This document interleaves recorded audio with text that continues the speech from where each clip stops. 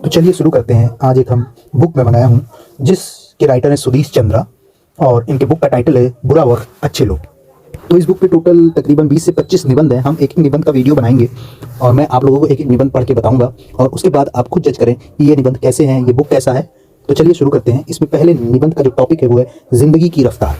विषय जिंदगी की रफ्तार। समय 21वीं सदी की 12वीं साल का चतुर्षा, हमारा अपना समय, ऐसा समय जो सिवाय शायद उनके जो इसी समय में होश संभाल रहे हैं, सुनने वालों के मन में बस एक चौथा शब्द भी ध्वनित करेगा और विषय अपने आप बन जाएगा जिंदगी की बढ़ती रफ्तार। मानव इतिहास में बहुत बार बदलती है जिंदगी की रफ्तार और सभ्यता के विकास में सहायक भी रही है बढ़ती रफ्तार, पर आज भी तेजी से ऐसे अप्रत्याशित और अभूतपूर्व है कि इसके स्वरूप और संभावित परिणामों को समझ पाना मुश्किल हो रहा है। नियता ही तो नहीं बन जाएगी ये हमारी जिंदगी की, कुछ भी निर्णय तरीके से कह पाना कठिन है।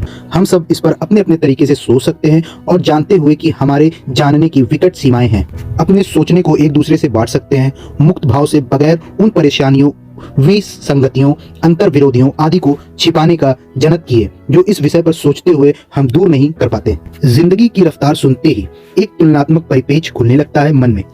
एक साथ ढेरों यादें बेतरतीब उमड़ने लगती है। कम से कम 65 सालों के दरमियान पसरे यादें सब उस जबरदस्त फर्क को उजागर करती है जो इस बीच जिंदगी की रफ्तार में आया है और पिछले कुछ सालों में अनोखी और निरंतर बढ़ती तेजी पाता रहा है।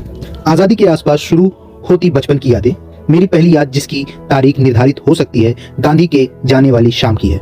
अगले तकरीबन 20 साल तक की जिंदगी की यादों से जुड़कर जो प्रभाव आज मन पर बनती है वह लगभग एक सी गति का है, एक मंत्र गति। अगर स्मृति धोखा नहीं दे रही तो जीवन के पहले 24 साल इस तरह बीत गए कि अलग से रफ्तार जैसे किसी चीज का एहसास ही नहीं हुआ। ऐसा भी नहीं था कि ये सारे साल एक ही जगह निरस तरीके से बीते हों। पिता सरकारी नौकरी में थे, हर 3 साल में तबादला होता ही रहता था, कभी कभी जल्द भी हो जाता था। गरज यह कि मैनपुरी की पुश्तैनी घर से शुरू होकर ये 24 साल फतेहपुर, मथुरा, आगरा, बरेली, इलाहाबाद और मुजफ्फरनगर समेत 7 छोटे बड़े शहरों में बीते। बहुत अलग अलग तरह के थे ये शहर। मैनपुरी और फतेहपुर में तो बिजली भी नहीं थी उस जमाने में। फतेहपुर में बाजार तक नहीं था, सप्ताह में एक बार हाट लगती थी, नल भी नहीं था, कुएं से पानी भरना होता था। ज्यादातर सड़कें और जहां तक याद पड़ रहा है सारी गलियां कच्ची थी। पानी भरने के लिए कहार और कहारनियां थी। पीछे अपने कमर पर पानी से लबालब मस्के लादे सड़कों पर छिड़काव करने वाली भीजती थी। प्रतिदिन गोधूली के बाद कंधे पर नसैनी लटकाए और हाथ में तेल बाती लिए एक आदमी आता था। याद नहीं आ रहा उसके लिए कौन सी संज्ञा चलती थी, जो खंभों पर टंगी सड़कों और गलियों की लालटेनें जलाता था, फिर भोर के बाद बुझा देता था उन्हें। दूसरे शहरों में नागरिक सुविधाएं निस्बतन ज्यादा थी। मैं दरअसल लिखने जा रहा था कि दूसरे शहरों में मैनपुरी और फतेहपुर जैसी सुविधाएं नहीं थी। उसी वक्त मेरे उस मुझ ने, जिसने अपना मस्त बचपन इन शहरों में बिताया था, याद दिलाया कि कोई असुविधा होने का एहसास नहीं हुआ था उस वक्त। बहरहाल जो भी फर्क रहे हों, इन तमाम शहरों में आपस में जिंदगी की रफ्तार कमोबेश हर जगह एक सी खरामा चलती थी। रफ्तार के इस सिलसिले में याद आता है कि मैनपुरी, मथुरा और फतेहपुर जहां रहकर मैंने कक्षा 5 से 8 तक की पढ़ाई की, मैं स्कूल घर से बहुत दूर था। मेरा स्कूल घर से बहुत दूर था, पर तीनों की जगह हफ्ते में 6 दिन हर मौसम में बस्ता लटकाए आना जाना पैदल ही होता था। शहर में बाकी आना जाना भी ज्यादातर पैदल ही होता था। कभी कभार खास तौर से यात्रा के वक्त स्टेशन या बस अड्डे जाने के लिए इक्का या तांगा और बाद में रिक्शा ले लिया जाता था। 11वीं दर्जे में दाखिला लेने से पहली बार साइकिल मिली और वही वर्ष एकमात्र वाहन रही। पर जिंदगी की रफ्तार को बढ़ा दिया हो साइकिल ने, ऐसा कोई आभास ना तब हुआ और ना आज। उसके बारे में सोचते सोचते हो रहा है। रफ्तार के संदर्भ में बचपन जवानी की जो यादें आ रही हैं उनमें से कुछ और का जिक्र भी यहाँ हो सकता है। बात को साफ करने के लिए भिश्ती, कहार और सड़कों की बत्ती जलाने वाले की ही तरह जिंदगी की गति को प्रभावित करने वाले 2 और पेशावर भी आंखों के आगे घूमने लगे हैं। एक नई और दूसरा कंपाउंडर। पारंपरिक जीवन शैली और सामाजिक व्यवस्था में नाई की केंद्रीय और प्रिय नारदीय भूमिका पर बहुत कुछ लिखा गया है। उसका भी जिंदगी की धीमी चाल से ताल्लुक है, पर मैं खास तौर से जो बात याद कर रहा हूँ वह है नाई का घर घर आना, बारी बारी से बच्चों बूढ़ों की हजामत और मालिश करना। इस पूरी प्रक्रिया का घंटों बगैर किसी हड़बड़ी के चलना और उस पूरे वक्फे का दिन दुनिया से किसी को ना बख्शती गप्पों में बीत जाना। वक्त की इफरात यानी जिंदगी की धीमी चाल को नाई जानने के लिए नाई ने भी होती थी की ही तरह कंपाउंडर भी उजागर करते हैं। यह वो जमाना था जब हर प्राइवेट डॉक्टर के और हर अस्पताल के अपने कंपाउंडर होते थे। डॉक्टर मरीज के इलाज के लिए पर्चा लिखता था। महिलाएं कम ही डॉक्टर होती थी तब, और लगभग हमेशा ही इसमें एक मिक्सचर होता था, कंपाउंड मिक्सचर, जो कंपाउंडर डॉक्टर के नुस्खे में दी गई हिदायत के मुताबिक एक सीसी में बनाकर देता था। उसके बाद वह सीसी पर कागज की पतली पट्टी से खुराकों के निशान लगाकर मरीज को देता था। बड़ी सफाई से, लगभग जापानी कलात्मकता से कटती थी यह पतली पट्टी। आज के रेडीमेड और पेडेंट जमाने में कहाँ वक्त है मिक्सचर का। या तो सिर्फ कुछ मसाले हैं, सारे जीवन ऐसे ही चलता था। चाहे नुमाइश हो, चाहे मेला, कवि सम्मेलन हो या मुशायरा, संगीत सम्मेलनों में तो वक्त रुक ही जाता था। संगीत सम्मेलन हमारी जिंदगी की रफ्तार का एक ऐसा अचूक सूचक शायद और कोई नहीं, मेरे लिए तो बिल्कुल ही नहीं। कैसे बताना जरूरी है। 1958 के जड़े थी। इलाहाबाद विश्वविद्यालय की स्थापना के 70 साल पूरे होने पर बड़ा भाव आयोजन किया गया था। इसी के अंतर्गत एक संगीत सम्मेलन भी किया गया था। यह पहला मौका था जब मैं ऐसे बड़े संगीत सम्मेलन का आनंद ले रहा था। देश के जाने माने अनेक कलाकार शिरकत कर रहे थे उस सम्मेलन में। पंडित अंकुरनाथ ठाकुर, पंडित मल्लिका अर्जुन मंसूर, पंडित राधिका मोहन मोइत्रा, पंडित रविशंकर के उस सम्मेलन में गायन वाद को आज भी याद करता हूँ। संगीत करने वाले कलाकारों में दो की याद विशेष रूप से बरकरार है। वे थे पंडित चतुरलाल और पंडित अनोखे मिश्र। दोनों ही असमय चले गए। हर दिन शाम से शुरू होता था कार्यक्रम और सुबह 4-5 बजे तक चलता था। अंतिम दिन सम्मेलन का समाप्त किया वंदे मातरम से। जब हम हॉल से बाहर निकले तो समय का एहसास हुआ। शहर जग चुका था और सड़कें चलने लगी थी। इस संदर्भ में एक और बात प्रयाग संगीत समिति के वार्षिक संगीत सम्मेलन से जुड़ी है। उस दिन शाम से शुरू हुई कार्यक्रम का अंत उस्ताद विलायत खां के सितार वादना से होना था। आधी रात के बाद खां साहब की बारी आई। बड़े विस्तार से उन्होंने पहला राग, जिसका नाम मैं याद नहीं कर पा रहा, प्रस्तुत किया। उसके बाद थोड़ी देर का इंटरवल हुआ। इंटरवल के बाद पता नहीं किस कारण से ऐसा हुआ कि संगीत समिति के विशाल हॉल में गिनती के श्रोता ही बचे थे। यह देखकर खां साहब के चेहरे का पर नाखुशी और अविश्वास और न जाने क्या मिला जुला तीखा भाव आ ही रहा था कि बची कुची गिनती भर श्रोताओं में से एक ने कहा, खां साहब बड़ी इच्छा है कि आज आप यहाँ सूर्योदय करा दें। पल भर में खां साहब का भाव बदल गया। मुस्कुराए और बोले, तो वही सही। और उसके बाद जो अद्भुत ललित बटियार शुरू हुआ तो सूर्योदय करा के ही खत्म हुआ। वैसे यह समझ में तब आया जब अलौकिक हो गए हम लोग वापस अपनी दुनिया में लौटे, हॉल से बाहर निकले। इलाहाबाद में 1958 से शुरू होकर बार बार होता रहा संगीत का यह अनुभव 1964 में दिल्ली आ जाने के बाद भी सालों तक इसी तरह चलता रहा। वैसे तो दिल्ली में तमाम संगीत कार्यक्रम होते थे, पर सर शंकरलाल संगीत समारोह की कशिश अलग ही थी। उस जमाने में यह संगीत समारोह कमानी सभागार में नहीं होता था। कमानी सभागार का वजूद ही नहीं था। मैं जिस वक्त की बात कर रहा हूँ तब रविंद्र भवन के पास एक खाली मैदान में बड़ा सा पंडाल बनाया जाता था और वहीं यह भव्य संगीत समारोह होता था। उसके बाद पंडाल बंगाली मार्केट के पास पड़े एक मैदान में लगने लगा। पंडाल और हॉल में संगीत का अनुभव बहुत अलग किस्म का होता था। पंडाल में एक खास तरह की अनौपचारिकता बनी रहती थी। मस्ती से आना जाना और बैठना सुनना होता था। रफ्तार से इसका संबंध है तो पर वह थोड़ी वक्र तरीके का है। उसी यहाँ ना उठाकर मैं केवल संगीत कार्यक्रमों के उस पक्ष का जिक्र जारी रखना चाहता हूँ जो जिंदगी की धीमी रफ्तार का सीधा सूचक है। जिस जमाने की बात हो रही है उस जमाने के औसत मर्द वर्गीय लोगों के पास अपनी मोटर गाड़ी नहीं थी। स्कूटर और मोटरसाइकिल भी बहुत ज्यादा नहीं थे और ना ही आज जैसी वेतन या दिगार कमाई के जरिए थे। मतलब यह कि संगीत सम्मेलनों में आने वाले अनगिनत लोग दिल्ली परिवहन निगम के बस सेवाओं पर आरक्षित थे और वह संगीत सम्मेलन ही क्या जो रात के सामान्य बस सेवा के बंद हो जाने के बहुत देर बाद तक न चले। सो शंकरलाल संगीत समारोह के दौरान विशेष बसों की व्यवस्था दिल्ली परिवहन निगम की ओर से की जाती थी कि जिस वक्त भी दिन का कार्यक्रम पूरा हो और मजाल है कि सुबह 4 से पहले पूरा हो जाए तो शहर की विभिन्न दिशाओं से आए श्रोताओं को उनके इलाकों में पहुंचा दिया जाए। मुझे याद है एक बार उस्ताद विलायत खान ने अपना पहला राग बागेश्वरी पूरे 3 घंटे बजाया था। उस दिन तो पूरी सुबह हो गई थी। कार्यक्रम के बाद मैं अपने एक मित्र के साथ उसी के घर चला गया। उसके पिता बैठे चाय पी रहे थे। मुझसे भी कहा चाय पीने की। मैंने कहा कि मंजन किए बगैर चाय नहीं पी सकता मैं। हंसकर उन्होंने कहा कि आदत के गुलाम न बनो, निषेध का कारण जानो। सारी रात जागकर संगीत सुना है, मुंह बिल्कुल साफ है तुम्हारा। पीने लगा मैं उनकी दी चाय। एक और महत्वपूर्ण बात यह थी कि शंकरलाल समारोह के दौरान बड़े बड़े कलाकार दूसरे कलाकारों के गायन वादना के दौरान घूमते फिरते बैठते सुनते नजर आते थे। सिर्फ अपना कार्यक्रम करने के लिए आना और चले जाना रिवाज नहीं था उस वक्त। उनके पास भी वक्त था। भूल नहीं पाता हूँ पंडाल के बाहर एक रात उस्ताद जमीर खां का गुनगुनाते हुए टहलना या चाय की स्टॉल पर पंडाल के ही बाहर पंडित निखेल बनर्जी से मिलवाया जाना। संगीत की बात करते करते और बहुत कुछ याद आने लगा। इसमें सबसे पहला उस दुनिया का जिक्र कर दूं जिसमें सीधा सीधा मेरा ताल्लुक, अकादमिक दुनिया। उस जमाने की अकादमिक दुनिया कहने को बहुत कुछ है, पर केवल एक दृष्टांत दूंगा।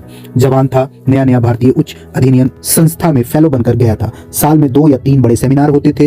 हर सेमिनार एक सप्ताह चलता था। सुबह 9 बजे से शुरू हो शाम के 5-6 बजे तक बहस मुबाहिसा होता था। बीच में भोजन के लिए 1 घंटा निर्धारित रहता था। दिन भर में केवल 4 पर्चे प्रस्तुत होते थे और उन पर जमकर संवाद विवाद होता था। जलप और वितंड भी गाहे बगाहे हो ही जाते थे। दिन भर चाल विचार विमर्श कक्ष से बाहर आ जाने पर खत्म नहीं हो जाता था। सेमिनार अनौपचारिक तरीके से देर रात तक चलता था। जब लोग 2-2, 4-4 के गुटों में शाम को टहलने निकलते, रात के खाने पर साथ होते और उसके बाद भी मन हुआ तो बतियाते रहते। या इसलिए हो पाता कि सेमिनार में आए लोग पूरी सेमिनार के दौरान उपस्थित रहते, छोटे बड़े का भेदभाव ना होता और सब एक ही जगह टिकाए जाते। आज 7 दिवसीय लगभग अकल्पनिक है। अब तो अंतरराष्ट्रीय सेमिनार 1 या 2 दिन के होने लगे। कभी कभी तो सेमिनार से ज्यादा वक्त यात्रा में लग जाता है। लंबी गोष्ठियों को छोड़िए, 1 दिन चलने वाली गोष्ठियों तक में यह आम हो गया है कि भाई लोग केवल अपने सत्र के लिए पहुंचते हैं और उसको पूरा होते ही चले जाते हैं। बड़ी तेज रफ्तार हो गई है जिंदगी। हमारे देखते देखते क्रिकेट में भी कायाकल्प भी रफ्तार की इसी कथा का अंग है। 50-50 ओवरों वाली 1 दिवसीय क्रिकेट की जरूरत और उसे भी काम न बनता देख 20-20 ओवरों वाली फटाफट क्रिकेट का आविष्कार तो बनते ही है जिंदगी की नीत बढ़ती रफ्तार की कहानी। पर उससे भी गहरी स्तर पर टेस्ट क्रिकेट के बदलते चरित्र में उस कहानी की असलियत उभर कर आती है। मैं बात टेस्ट क्रिकेट के दौरान दर्शकों के अभाव भार के नहीं कर रहा, यद्यपि वह भी महत्वपूर्ण है। मैं ध्यान दिलाना चाहता हूं टेस्ट क्रिकेट की बढ़ती रफ्तार की ओर। पारंपरिक टेस्ट क्रिकेट दरअसल पूरी पारंपरिक क्रिकेट में गेंदबाज और बल्लेबाज दोनों की एक विशिष्ट संरचना होती थी। ठहराव, बढ़ता, खोज, उस संरचना के प्रमुख उसमें भी सैयद मुश्ताक अली या डेनिस कैप्टन जैसे उपवाद होते थे और परिस्थितियों के अनुसार अक्रमकता का इस्तेमाल भी होता था। अच्छे सुरक्षात्मक स्ट्रोक, आज तो स्ट्रोक की सुरक्षात्मक हो सकने का भाव ही समझ से परे हो जाता है कि वैसे ही प्रशंसा होती थी जैसे किसी अच्छे चौके या छक्के की। मैच ड्रा होकर भी रोमांचकारी लग सकता था 5 दिन मंथर गति से चलकर। बात चल निकली है तो दृष्टिकांतों का सैलाब सा आ रहा है मन में, उसे दबाए रखूंगा, पर एक अंतिम दृष्टियांत देने से रुक नहीं पा रहा।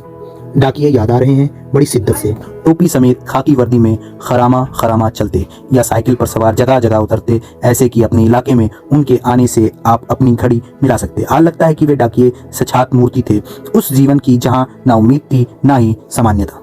जरूरत की 4-5-6 या 10 दिन से कम में अपने आप खबर भेज या पा सकें। कुछ असामान्य घट जाए तो तार भेज दिया जाता था, या जहां संभव हो ट्रैक कॉल बुक कराकर उम्मीद की जाती थी कि लाइन मिल जाए। ट्रैक कॉल की बुकिंग भी 2 तरह की होती थी, सामान्य या अर्जेंट। बैठे रहते थे आप डाक या तार घर में अपने लाइन के मिलने के इंतजार करते। अपने निजी जीवन के अनुभव पर अभी तक जो कहा है वह उस अनुभव से भी जुड़ता है जो मुझे वर्तमान भारतीय इतिहास में अपने अध्ययन के आधार पर हुआ है। इतिहासकार पेशी से ही परिवर्तन, प्रक्रिया, क्रम, वैविधि इत्यादि की खोजी होती है। कुछ अपेक्षाकृति टिकाऊ दिखाई भी पड़ता हो उन्हें, जैसे कि संस्कृति या संरचना जैसे विषयों के अध्ययन में होता ही है। तो भी इतिहासकार की नजर उस अस्तित्व में हो रहे बदलाव और आभासी एकता में छुपी बहुलता की तरफ जाने से चूकती नहीं।